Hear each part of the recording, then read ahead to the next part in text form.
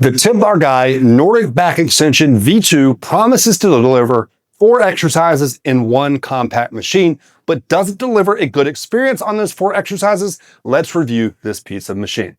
Before we dive into the 4 exercises that I want to review on the Nordic back extension V2, I want to tell you the grading criteria that I'll be speaking to. If I say that it is great at an exercise, that means that it is on par or better than any other piece of equipment I have done that movement on. If I say that it's good, it means that it is a fine secondary choice to that. It is not as good as the gold standard, but it really gets the job done in a nice way. If it's okay, I mean that it's acceptable. It's not anywhere near as close to the gold standard, but the same movement pattern is still happening, just not quite as comfortable or with as good of a loading potential.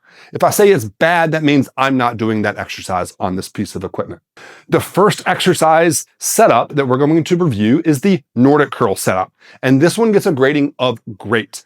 I have done Nordic curls a number of different ways over the years, from wedging my feet underneath a dumbbell rack to using door anchors that my Achilles get held underneath, to using PVC pipes, exercise balls, and bands to help me scale that exercise.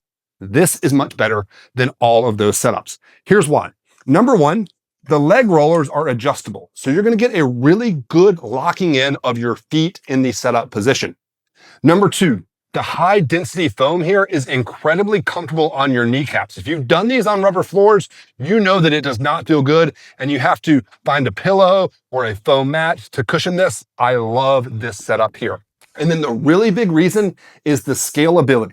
With the pull of a pin, you can really easily adjust the angle of this based on your strength with the Nordic curls. So it is a phenomenal setup for Nordic curls. The next thing that we're gonna look at is the Nordic back extension V2 as a reverse hyper machine. So I'm gonna elevate this angle, that's step 1, and remove our middle pad. And once I remove that middle pad, I now have these little handles down here that I can hold on to. I'm gonna also remove this little extender so that I have room for the boys to not get crushed. And to perform reverse hypers, you simply lay across this and would perform reverse hypers. This is an okay setup for reverse hypers. Now, before I dive deeper, I want to say that I have tried every DIY option I can think of for performing reverse hypers with myself and my clients, and there is nothing that is good or great outside of using a true reverse hyper machine. All the DIY options are just okay. So these are better than performing them over an incline bench or over a barbell or over an exercise ball like I've done so many times in the past, but it's still just not wonderful. When you're on a true reverse hyper machine, you get the pendulum effect of that weight swinging to pull you into more lumbar spine flexion. You've got a better ability to load this movement pattern, and the pad is a little bit more comfortable. But this is an acceptable kind of way to get it done if you don't have a true reverse hyper, but I'd much rather have a true reverse hyper. The other reasons why it's not great, you can't load this up really well. You could put bands on this, but the bands aren't gonna have any resistance down at the bottom and they'll have a lot more at the top, so that kind of stinks. You'd really have to put ankle weights on your leg, and that won't have near the loading potential that you will with a true reverse hyper, but it is an okay way to get it done from a home gym perspective. The next setup we can move to is going to be a back extension setup. And all we have to do to move to a back extension setup is pull a pin and drop this down to whatever height we need based on the individual that's using it, and also adjust the leg roller to have that nice firm grip on our leg. I love this as a back extension machine. It gets a grade of good. It's not excellent because other machines that I've used, such as my Brett Contreras back extension, is a little bit better, but this is really solid from a home gym perspective. The adjustability of this, both in terms of the length as well as the angle, is really, really nice. Here's the downside. I'm a taller athlete, I'm 6'2". For me, when I do back extension on this piece of machine, if I'm trying to load these up with a dumbbell, down in the bottom position, my range of motion is going to be limited because the dumbbells are going to hit the ground. So I get more range of motion on my Brett Contreras machine than I do on this if I'm doing arms in front of me loaded variations. So I'm kind of stuck on this machine to doing Zercher holds, holding a weight across my chest, or putting something like a sandbag on my back. It's still really nice.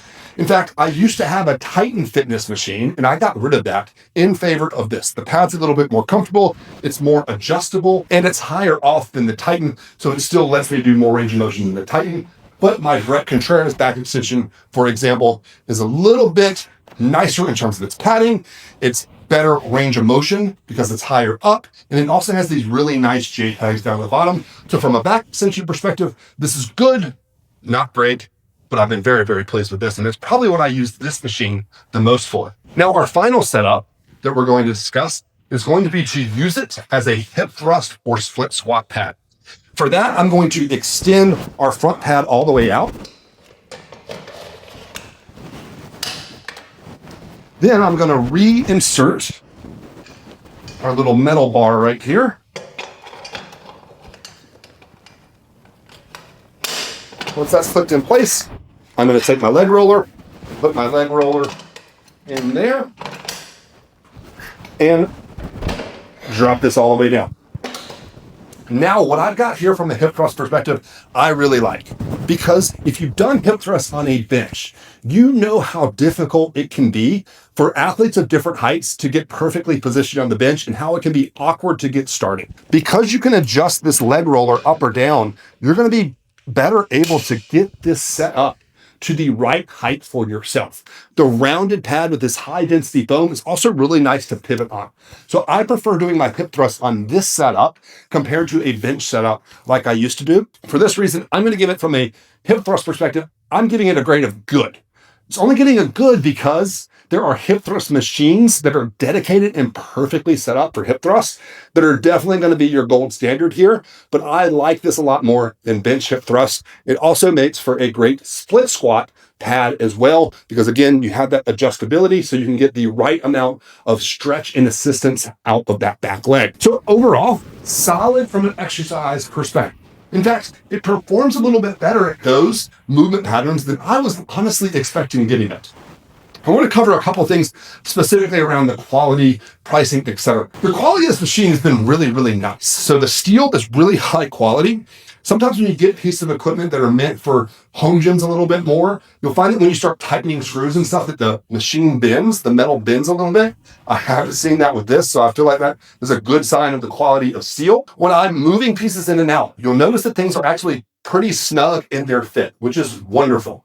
So often you'll get those pieces of equipment that just have too much jiggle, and as you're performing exercises, they just don't feel as stable as you'd like on that piece of equipment. You don't get that feel here. You will notice in your first few weeks of having this that learning how to transition from one movement pattern to the next has a little bit of a learning curve. You have to remember, when do I take this pad out? Where's the knob that I want, etc. So just be prepared for a little bit of a learning curve. But once you have it, things move pretty smoothly in and out there. It's really nice that this machine, and just a few little adjustments here, actually can roll around really nicely. It's not that heavy. And you can store it vertically to where it's not going to take up a whole lot of space.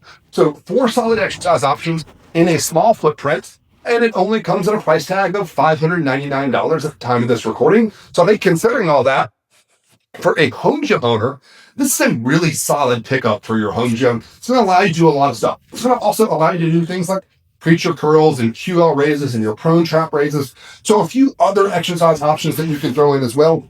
I've been incredibly pleased with this from a home gym perspective. If I owned a gym though, would I pick this up? Yes, if I only needed this on a rare occasion and I didn't have a whole lot of space. But if I'm somebody that really values back extensions and reverse hypers, I would buy a dedicated unit. It's a little bit better at those exercises when you have a unit that is made specifically for that. And then the other reason why you might not want this if you own a gym is that your members are going to struggle with that learning curve. And you're going to find yourself as the coach or owner constantly having to change this for people that don't understand how to move it around themselves. So that might be a little bit frustrating overall. But again, overall, from a home gym perspective, incredibly pleased with this piece of equipment, and I actually highly recommend it. If you want to pick this up, please click the link in the description of this video, which is my affiliate link, and help support more videos like this on my channel. Please also be sure to like this video and subscribe to my channel.